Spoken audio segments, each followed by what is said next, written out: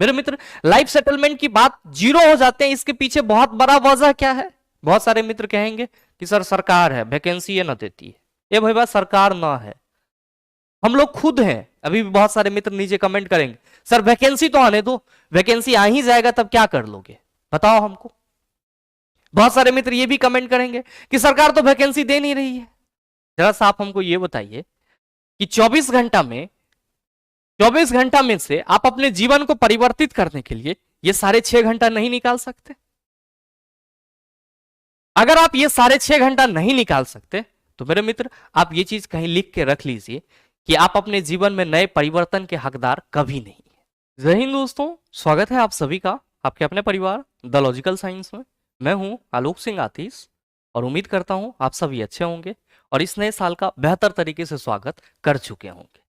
मेरे मित्र, आज के इस वीडियो सेशन में हम लोग डिस्कस करने वाले हैं कि आगामी जो रेलवे में एएलपी और टेक्नीशियन, जेई और आरपीएफ की संभावित वैकेंसी है, उसके लिए बेस्ट स्ट्रेटजी क्या होनी चाहिए, किस सब्जेक्ट में कितना समय दें, किसको कैसे करें, रिवाइज करें या उसका फाउंडेशन भरें, क्या करें, उस पर चर्चा करने वाले हैं। मेरे मित्र, साथ ही आज के इस वीडियो के थंबनेल में मैंने एक और चीज लिखा कि क्या अगले 7 साल तक रोना है। यह बिल्कुल सही है।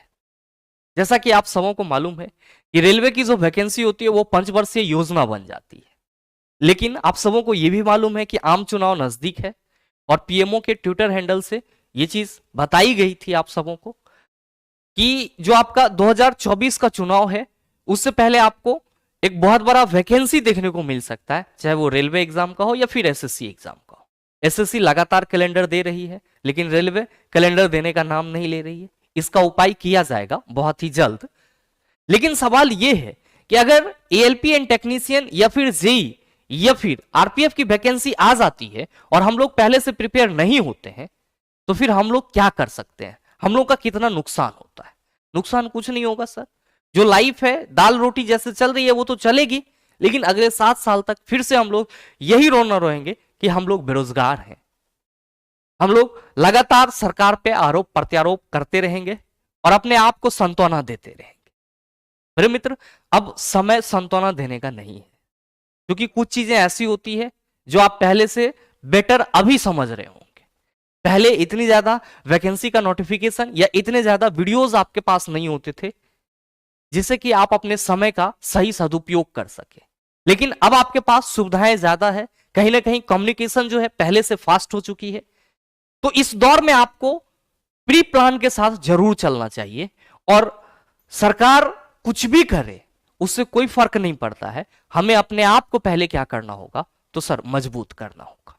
और मेरे मित्र, अगर हम लोग इस साल भी अपने लाइफ में नया परिवर्तन नहीं करते हैं अपने लक्ष्य के प्रति, तो कहीं ना कहीं ये पूरी तरह से जगजाहिर है कि लंबे समय तक रोना निश्चित ही। मेरे मित्र, जैसा कि आप सबों को मालूम है कि चुनाव नजदीक है तो वैकेंसी देखने को मिलेगी और रेलवे में अभी 2 बड़े एग्जाम हुए हैं, ग्रुप डी और एनटीपीसी के। तो जो संभावित वैकेंसी है उसको आप एएलपी एंड टेक्नीशियन के रूप में देख रहे हैं या फिर आरआरबी जेई के रूप में देख रहे हैं या फिर आरपीएफ के रूप में देख रहे हैं।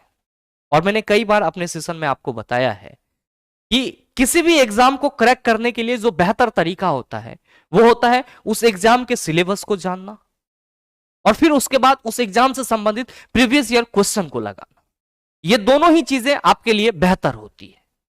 प्रीवियस ईयर क्वेश्चन आपको उस एग्जाम में पूछे जा रहे क्वेश्चन के बारे में एक सटीक रणनीति बनाने को बताता है, जबकि जो आपका सिलेबस होता है वो आपको यह बताता है कि इस एग्जाम में किस किस पोर्शन से क्वेश्चन पूछे जाने हैं।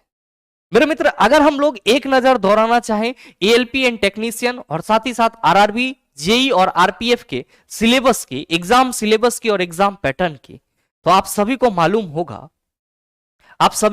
होगा कि अगर हम लोग एएलपी की बात करते हैं तो सीबीटी 1 और सीबीटी 2 दो आपका स्टेज होता है एग्जाम का, और इसके बाद ही आप अगले स्टेज में जाते हैं। अगर आप एएलपी के लिए हैं तो आपको साइको देना होता है, लेकिन सीबीटी 1 और सीबीटी 2 तो आपको क्रैक करना ही होता है। और सीबीटी 1 और सीबीटी 2 में जो आपका सिलेबस होता है, जहां से क्वेश्चन पूछे जाते हैं, कहने की कोई जरूरत नहीं, सबों को मालूम है, वो है आपका maths, general intelligence and reasoning, general science, general awareness. CBT 2 की बात की जाए तो यहां पे आपको 2 पार्ट में एग्जाम देने होते हैं, पार्ट ए और पार्ट बी। पार्ट ए में आपको मैथ से 25 question, general intelligence and reasoning से 25 question, basic science and engineering drawing 40 question, general awareness 10 question. Part B आपका रिलेवेंट ट्रेड होता है जिससे आपको 75 क्वेश्चन देखने को मिलते हैं। टेक्नीशियन के लिए है तो फिजिक्स, केमिस्ट्री, मैथ से आपको 75 क्वेश्चन देखने को मिलता है। ये हो जाता है आपका एएलपी एंड टेक का सिलेबस सीबीटी 1 और सीबीटी 2 के लिए। बात करें आरआरबी जेई के लिए तो इसके सीबीटी 1 में आपको मैथमेटिक्स के 30 क्वेश्चन, साथ ही जनरल इंटेलिजेंस एंड रीजनिंग के 25 क्वेश्चन, जनरल अवेयरनेस के 15 क्वेश्चन, जनरल साइंस के 30 क्वेश्चन, टोटल आपका 100 क्वेश्चन होता है। 90 मिनट आपका समय होता है जेई के सीबीटी 1 में। सीबीटी 2 की बात करें तो general awareness 15 question, physics and chemistry 15, basic of computer and application 10 question, basic of environment pollution of control 10 question, और जो आपका टेक्निकल रहता है टेक्निकल जो पेपर होता है आपका उससे संबंधित 100 क्वेश्चन पूछे जाते हैं। ये आपका जेई का सीबीटी 1 और सीबीटी 2 का सिलेबस होता है। नेक्स्ट अगर हम बात करते हैं आरपीएफ की तो आरपीएफ एग्जाम में जनरल अवेयरनेस से 50 क्वेश्चन, अर्थमेटिक्स से 35 question, general intelligence and reasoning से आपका 35 क्वेश्चन देखने को मिलता है। यहां पे जो आपका जनरल अवेयरनेस का पोर्शन है इसमें सर आपका साइंस वाला पोर्शन रहता है और आर्ट वाला पोर्शन रहता है। साइंस से भी 25 क्वेश्चन और आर्ट से भी आपको 25 क्वेश्चन देखने को मिलती है। मेरे मित्र ये आपका जो अपकमिंग वैकेंसी है उसके लिए सिलेबस हो जाता है। और आपने इस तीनों ही वैकेंसी में एक चीज कॉमन देखा होगा कि मैथ, रीजनिंग और साइंस। मैथ, रीजनिंग और साइंस तो आपको हर जगह पे पढ़ना है, चाहे आप एएलपी की बात करो या फिर आप जेई की बात करो या फिर आप आरपीएफ की बात करो। तो कहीं ना कहीं इस नए साल आपको अपने पढ़ाई में नया परिवर्तन करने की जरूरत है। और मेरे मित्र तभी जो ये बेरोजगारी का मोहर है वो आपके ऊपर से हट सकता है। ध्यान में रखिएगा, हर एक साल आपको नया साल देखने को मिलता है, लेकिन हर एक साल आप बुझे हुए मन से नए साल को सेलिब्रेट करते हो। इसके पीछे वजह क्या है? तो सर हम लोग मैच्योर तो बहुत पहले हो गए थे, नया साल का मीनिंग भी समझ में आ रहा है, लेकिन लाइफ सेटलमेंट की बात जब करते हैं तो जीरो हो जाते हैं। मेरे मित्र लाइफ सेटलमेंट की बात जीरो हो जाते हैं, इसके पीछे बहुत बड़ा वजह क्या है? बहुत सारे मित्र कहेंगे कि सर सरकार है, वैकेंसी ये ना देती है। ये भाई सरकार ना है, हम लोग खुद हैं। वैकेंसी 4 साल में पूरा हो या 5 साल में पूरा हो, होती तो है, लेकिन हम लोग सेलेक्ट नहीं हो पाते। रीजन क्या है? तो हम लोग की लापरवाही, जो कि हम लोग क्या करते हैं तो सर जब से मैच्योर हुए हैं तब से करते आ रहे हैं। तो कहीं ना कहीं इस साल आपको अनमेच्योर वाली फीलिंग नहीं लानी है सर। अगर आप सच में अपने ऊपर से बेरोजगारी का मोहर हटाना चाहते हैं, अपने लाइफ को सेटल करना चाहते हैं, अपने लाइफ में नया परिवर्तन देखना चाहते हैं, तो मेरे मित्र जरूरत है इस साल आपको रेलवे एग्जाम में सेलेक्ट होने के लिए 3 पेपर पे अच्छा पकड़ बनाने की। और वो 3 पेपर क्या है आपका? तो कहने की कोई जरूरत नहीं है, सभी एग्जाम में जो आपने कॉमन चीज देखा होगा वो 3 पेपर है आपका मैथ्स, दूसरा है आपका रीजनिंग, तीसरा है आपका GK and GS. GK and GS मेरे मित्र ध्यान दीजिएगा, यहां पे जीके को हम लोग जनरल नॉलेज से कनेक्ट करेंगे और जीएस को हम लोग जनरल स्टडीज से कनेक्ट नहीं करेंगे, जनरल साइंस से कनेक्ट करेंगे। और मोटे तौर पे अगर आपको रेलवे एग्जाम में सफलता चाहिए तो इसी 3 सब्जेक्ट पे आपको पकड़ बनानी होगी, मैथ्स पे, रीजनिंग पे, जीके जीएस पे। अब यहां पे 2 तरह के बच्चे हैं जो रेलवे एग्जाम की प्रिपरेशन कर रहे होंगे। एक तो वो होंगे जो लंबे समय से तैयारी कर रहे हैं, और दूसरे मित्र वो होंगे जो बिल्कुल ही फ्रेशर होंगे। ध्यान में रखिएगा कि फ्रेशर के लिए भी सर ये बहुत ही जरूरी है कि वो अभी से एग्जाम ओरिएंटेड चीज पे फोकस करें, अभी से अपने लक्ष्य को निर्धारित करें, तभी रेलवे एग्जाम में सफलता मिल सकती है। वरना याद रखिएगा कि एक वैकेंसी आने के बाद आपको फिर 4 से 5 साल वेट करना होता है, और इस 4-5 साल के दरमियान आपके जीवन में बहुत कुछ बदल चुका होता है। तो अगर समय रहते आप नहीं संभले, इस साल भी आप जिंदा लाश बनना चाहते हैं, तो सर कोई दिक्कत नहीं है, आप जैसे अपना जीवन जी रहे हैं उस तरह से जी सकते हैं। लेकिन समय रहते आपको बदलना है, इस साल आपको जिंदा लाश नहीं बनना है, तो आपको इस तीनों पे सर नजर गड़ाना होगा। इस तीनों के लिए सर आपको अपना जो कंफर्ट जोन है उससे बाहर आना होगा। याद रखिएगा कि सफलता बगैर कंफर्ट जोन से बाहर आए नहीं मिल सकती है। ख्याली पुलाव बनाने से हमारे जीवन में कतई परिवर्तन नहीं होगा।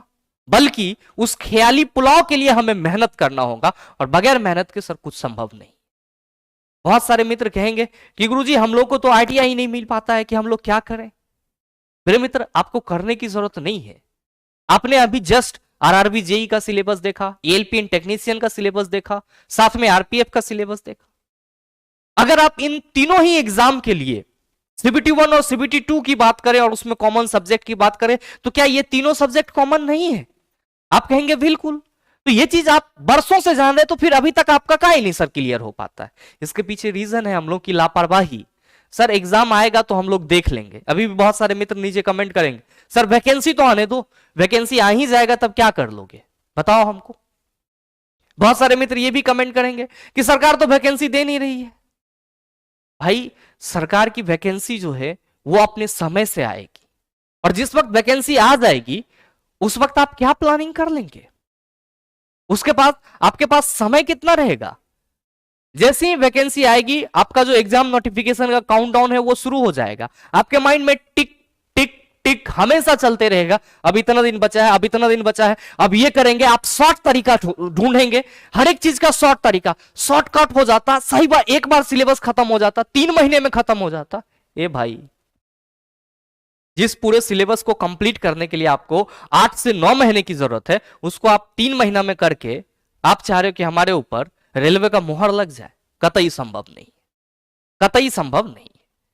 और मेरे मित्र, वैसे सभी स्टूडेंट जो रेलवे एग्जाम को कहीं ना कहीं टारगेट करना चाहते हैं, तो इस साल आपको मैथ्स, रीजनिंग, जीके, जीएस, इस तीनों को सर फोड़ना होगा। सवाल यह है कि कैसे फोड़ा जाएगा, हम लोग को तो कुछ मालूम ही नहीं है। मेरे मित्र, आप जिस किसी भी एग्जाम की तैयारी करना चाहते हैं, मेरी पहली सलाह होगी कि आप उस एग्जाम का प्रीवियस ईयर पेपर देखें। क्या प्रीवियस ईयर पेपर देखने के बाद आपको यह आइडिया लग रहा है कि आप कहां पे वीक है? आप कहेंगे सर जब प्रीवियस ईयर पेपर पढ़ते हैं तो हमको लगता है सब चीजें वीक है, अब इस सब चीज को कैसे पूरा किया जाए? तो मेरे मित्र, अगर आप लंबे समय से तैयारी कर रहे हैं तो भी आपको यहां पे जरूरत है संपूर्ण सिलेबस को रिवाइज करने की। रिवाइज करने का मतलब ना हुआ बुक उल्टा लिए पेपर पलट रहे हैं, नहीं। संपूर्ण सिलेबस को रिवाइज करने का मतलब यह हुआ कि आपको एक एक चीज, एक एक टॉपिक देखना पड़ेगा जो आपके लिए परेशानी का कारण बन सकता है। मतलब आप कुल मिला के ये कह सकते हो कि आपको एक बार फिर से मैथ्स के उन सभी चैप्टर को सॉल्व करना है, साइंस के उन सभी चैप्टर को सॉल्व करना है, रीजनिंग के उन सभी चैप्टर्स को सॉल्व करना है जो आपके रेलवे के सिलेबस में दिया हुआ है। कुल मिला के मोटे तौर पे अगर बात की जाए तो फ्रेशर जो है वो भी और जो लंबे समय से तैयारी कर रहे हैं वो भी, दोनों के लिए एक बार संपूर्ण सिलेबस सर तैयार होना बहुत ही जरूरी है। और मेरे मित्र, अगर आप वाकई में इस एग्जाम को क्रैक करना चाहते हैं और आपको मैथ्स से डर लग रहा है, आपको रीजनिंग से डर लग रहा है, आपको जीके जीएस से डर लग रहा है, तो एक बार आपको अपना पेन उठाना होगा, एक बार इस चीज को कॉपी पे लिखना होगा कि हमको इस चीज से डर लग रहा है। और फिर मेरे मित्र, उस डर को मिटाने के लिए आपको कुछ काम भी करने होंगे। अगर मैं आपको यहां पे इस तीनों ही सब्जेक्ट को मजबूत करने का तरीका बताना चाहूं, तो एक चीज आप अपने माइंड में हमेशा ध्यान में रखिएगा, कि कोई भी एग्जाम हो उसमें जो अगर आपका 100 क्वेश्चन पूछा जाता है तो उसमें से 70 क्वेश्चंस आपको ऐसे देखने को मिलेंगे जिसको आप इजी वे में सॉल्व कर सकते हैं। मैं 70% की बात कर रहा हूं यहां पे। तो आप कहेंगे सर 30% क्वेश्चन क्या होंगे, 30 क्वेश्चन क्या होंगे? इसमें आपको 15 क्वेश्चन जो है वो टफ देखने को मिलेगा और 15 क्वेश्चन ऐसा होगा जो मॉडरेट देखने को मिलेगा। कुल मिला के आप ये कह सकते हो कि सर ऑन एन एवरेज पर 100 में अगर हम क्वेश्चन के मॉडरेशन की बात करें तो 70% क्वेश्चन इजी होता है। अब इजी का मतलब ही नहीं हुआ कि 2 जोड़ 2 4 पूछ देगा या भारत के प्रथम प्रधानमंत्री कौन थे ये पूछा जाएगा। जब आप सिलेबस को कवर करेंगे तो सर आपको खुद पता चल जाएगा कि क्या चीजें इजी है और क्या चीजें इजी नहीं है। मैं आपको सिर्फ एक मोटा मोटी रास्ता बता रहा हूं कि अगर आप एग्जाम क्रैक करना चाहते हैं तो आपको ये माइंड मेकअप करके चलना होगा कि 70% क्वेश्चन इजी पूछे जाएंगे। कब? जब आपका सिलेबस पढ़ा हुआ रहेगा तब। ई ना कि सर तो बता दिए 70% क्वेश्चन इजी पूछे जाएंगे, कट ऑफ तो 60 गया है, 70 तो बनाइए लेंगे, पढ़ने का जरूरत क्या है, तो चला फंस जाओगे। 15% क्वेश्चन मॉडरेट जो होंगे उस पर आप थोड़ा सा दिमाग लगाएंगे तो सॉल्व हो जाएगा, और 15% क्वेश्चन ऐसा होगा जो टफ होगा, थोड़ा और दिमाग लगाने की जरूरत होगी। खैर इसके लिए आपको परेशान होने की जरूरत नहीं है कि क्वेश्चन का स्टैंडर्ड क्या रहेगा। आपको परेशान होने की जरूरत यहां पे है कि जो आपका मैथ्स का कंसेप्ट है वो पूरी तरह से क्लियर है या नहीं है, रीजनिंग का कंसेप्ट जो है वो पूरी तरह से क्लियर है या नहीं है, साइंस का जो कंसेप्ट है वो पूरी तरह से क्लियर है या नहीं। मेरे मित्र, अगर हम बात करें इस तीनों ही सब्जेक्ट को पढ़ने की शुरुआत से, तो एक बात हमेशा याद रखिएगा कि इस तीनों ही सब्जेक्ट को क्लियर करने के लिए जो आपको सबसे मेन चीज करना है वो है एक बार इस तीनों ही सब्जेक्ट के फाउंडेशन पे आपको पकड़ बनाना चाहिए। एक बार आपको इस फाउंडेशन पे बेहतर पकड़ बनाना चाहिए इस तीनों ही सब्जेक्ट के।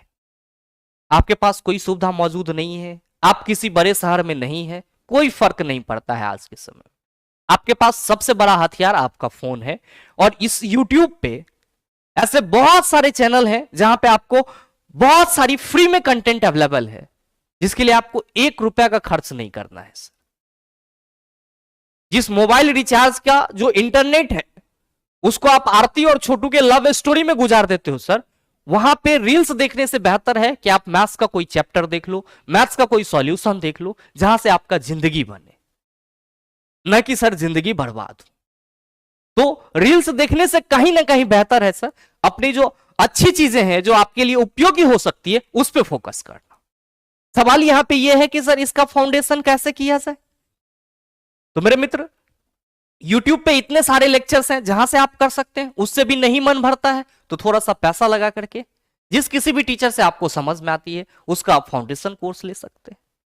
आपको मन है कि सर हम कुछ नहीं करना चाहते, हम सेल्फ स्टडी करना चाहते हैं, सेल्फ स्टडी भी कर सकते हैं। अगर आप मैथ्स के लिए बात करें, रेलवे एग्जाम के खासकर प्रिपरेशन के लिए, तो आप RS अग्रवाल का जो मैथ्स बुक आता है वो सॉल्व कर सकते हैं सर। इससे भी आपका मन नहीं भरता, RS अग्रवाल सर हो गया, तो राकेश यादव सर का मैथ्स बुक आता है उससे कर सकते हैं। रीजनिंग की बात की जाए तो सर अजय चौहान का बुक आता है रीजनिंग का, उनसे आप पढ़ सकते हैं, रेलवे एग्जाम के लिए बेस्ट होगा। और अगर आप जीके एंड जीएस की बात करते हैं तो सर इसके लिए आपको एनसीईआरटी पे फोकस करना है। यानी कि अगर आप फाउंडेशन बनाना चाहते हैं अपना, तो आपके पास 2 तरीका है, या तो सर आप कोर्स से पूरा करें या फिर सेल्फ स्टडी से करें। सेल्फ स्टडी में आपके पास बुक भी अवेलेबल है सर, कहीं ना कहीं आप तैयारी करते भी रहे होंगे। और मेरे मित्र, अगर हम बेस्ट स्ट्रेटजी की बात करें, चाहे मैथ्स की बुक की बात हो या फिर रीजनिंग की बुक की बात हो या फिर साइंस की बुक की बात हो, तो उसके लिए सर आपका टेक्स्ट बुक है। आप कहोगे सर टेक्स्ट बुक के लिए उतना कौन मेहनत करेगा, कौन एनसीईआरटी पढ़ेगा, तो ठीक है सर, कोई दिक्कत नहीं है। लेकिन कम से कम आपको अगर मैथ में अच्छा पकड़ बनाना है सर, तो क्लास 8, 9th और 10th, क्लास 8, 9th और 10th अगर इसका बुक आपके पास अवेलेबल है, इसके मैथ के पोर्शन को, खास करके एडवांस वाले पोर्शन को जहां पे मेंसुरेशन, ट्रिगोनोमेट्री, अलजेब्रा ये सब के पोर्शन है, उसको जरूर करना चाहिए। इससे क्या होगा, तो सर आपका बेसिक कंसेप्ट जो है वो पूरी तरह से क्लियर हो जाएगा। और अगर आपने किसी टीचर का कोर्स ले रखा है तो कहीं ना कहीं वहां पे चीजों को समझने में भी आपको बहुत ज्यादा मदद मिलेगी।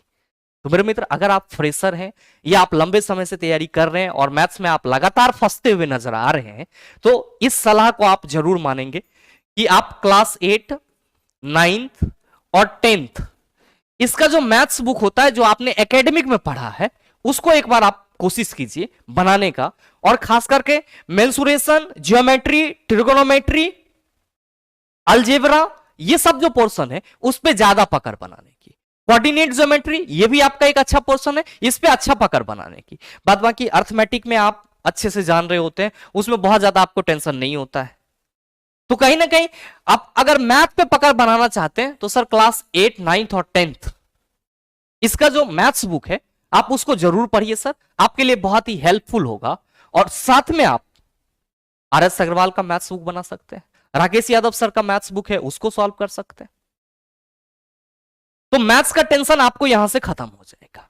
बात रही रीजनिंग की, आप बिल्कुल कुछ नहीं जानते हैं रीजनिंग में, तो अभी आप किसी टीचर से नहीं पढ़िए, बस एक अजय चौहान सर का रीजनिंग का बुक आता है, हरी वाली बुक आती है सर, आप वो ले सकते हैं। एक बार उसको आप खुद से पढ़ के देखिए।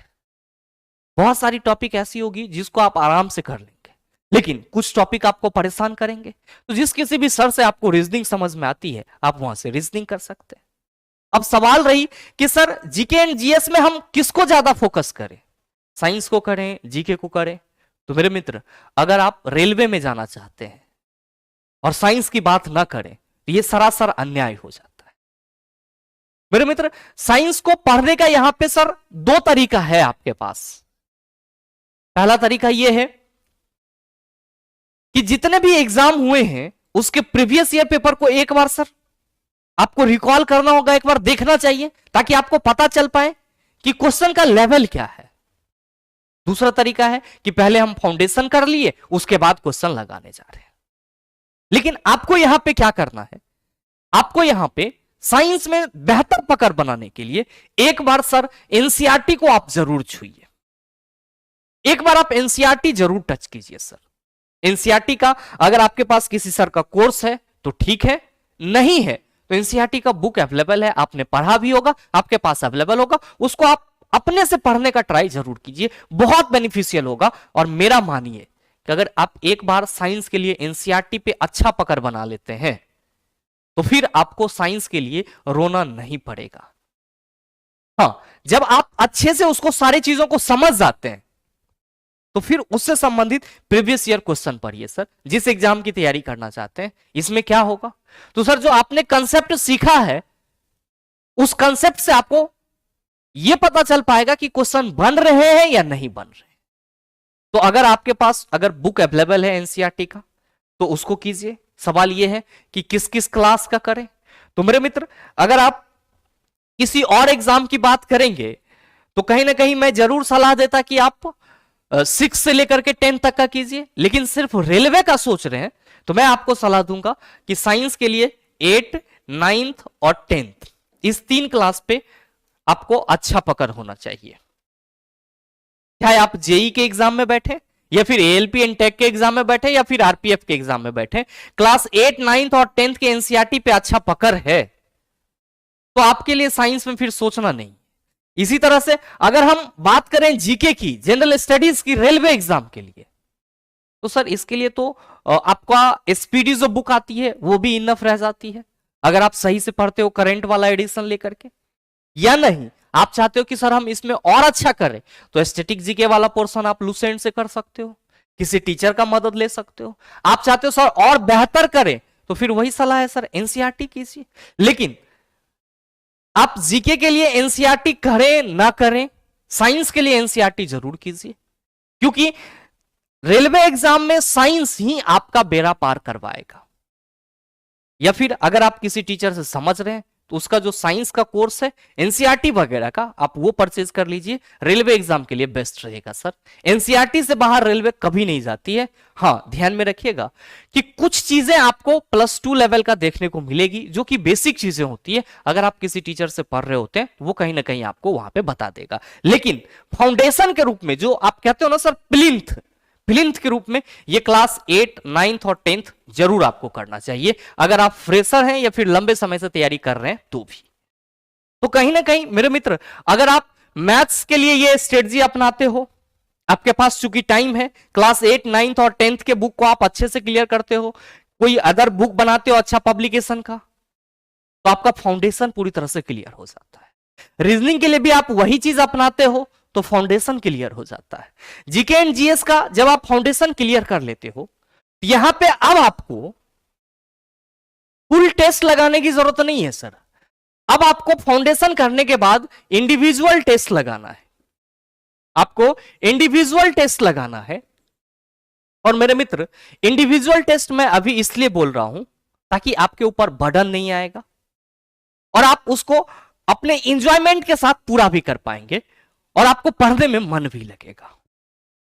तो मेरे मित्र, एक तरीका तो आपका यह हो गया कि आप फाउंडेशन लगाओ, फाउंडेशन पढ़ो और उसके बाद आप इंडिविजुअल टेस्ट लगाओ। दूसरा तरीका यह हुआ कि आप किसी सर से पढ़ रहे हो तो वो अलग बात हो जाती है, आप उनके अकॉर्डिंग तैयारी करेंगे तो जो मॉड्यूल होगा वो सेट करेंगे।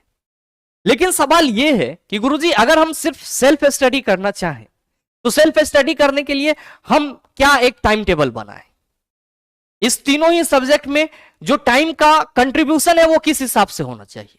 तो मेरे मित्र मैं आपको यहां पे कहना चाहूंगा कि अभी आपके पास चूंकि समय है, अभी कोई वैकेंसी का नोटिफिकेशन नहीं आया है, तो कहीं ना कहीं समय है, और समय रहते अगर आप संभल गए तो याद रखिएगा कि कभी भी वैकेंसी आए सफलता आपकी सुनिश्चित होगी। तो जो भी मित्र इस सेशन को देख रहे हैं उन सभी के लिए सलाह होगा कि मेरे मित्र आपको 24 घंटा में से 16 घंटा अभी पढ़ाई करने की जरूरत नहीं है, लेकिन जितना घंटा आपको इस वीडियो के माध्यम से बताया जा रहा है कम से कम आप उतना भी कर लेंगे पर डे, तो याद रखिएगा कि यह साल आपका पूरी तरह से जीवन परिवर्तन करने वाला साल साबित होगा। मेरे मित्र चूंकि मैथ जो है वो आपका कैलकुलेटिव होता है, तो ऑन एन एवरेज अभी फिलहाल इनिशिएटिव के लिए जो आपको यहां पे टाइम देना चाहिए वो 2 घंटे का टाइम देना चाहिए। 2 घंटे आपको मैथ्स करने चाहिए सर। और अगर बात करें रीजनिंग की, तो सर रीजनिंग के लिए आपको सेल्फ स्टडी के तौर पे 1.5 घंटे का टाइम देना चाहिए सर।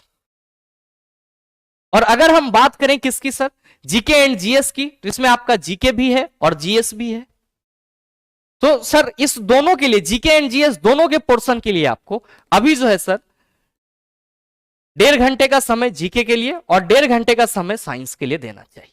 अगर आप मोटा मोटी 24 घंटा में अपने इस समय को देखेंगे तो सर 1.5 दूना 3 घंटा आपका जीके जीएस हो जाता है, 2 घंटा आपका मैथ्स हो जाता है और रीजनिंग आपका 1.5 घंटा हो जाता है, यानी कि 3 दू 5 1 6.5। जरा सा आप हमको यह बताइए कि 24 घंटा में से आप अपने जीवन को परिवर्तित करने के लिए ये 6.5 घंटा नहीं निकाल सकते? अगर आप ये 6.5 घंटा नहीं निकाल सकते तो मेरे मित्र आप ये चीज कहीं लिख के रख लीजिए कि आप अपने जीवन में नए परिवर्तन के हकदार कभी नहीं है। तो कहीं ना कहीं आपको अगर इस साल अपने लाइफ में परिवर्तन लाना है, इस साल आपको रेलवे में सेलेक्ट होना है, तो सर ये स्ट्रेटजी आपको जरूर अपनाना चाहिए। कम से कम 6.5 घंटे की मेहनत आपको पर डे करनी चाहिए। और मेरे मित्र पर डे में आप मान लो एक वीक में आप मंडे टू फ्राइडे भी पढ़ते हो, 5 दिन भी आप 6.5 घंटा कंटिन्यूसली पढ़ते हो, तो ये बात आप लिख के कहीं पे ले लेना कि अगली वैकेंसी पे आपका हक रहेगा और अगली वैकेंसी के लिए आप पूरी तरह से तैयार रहें।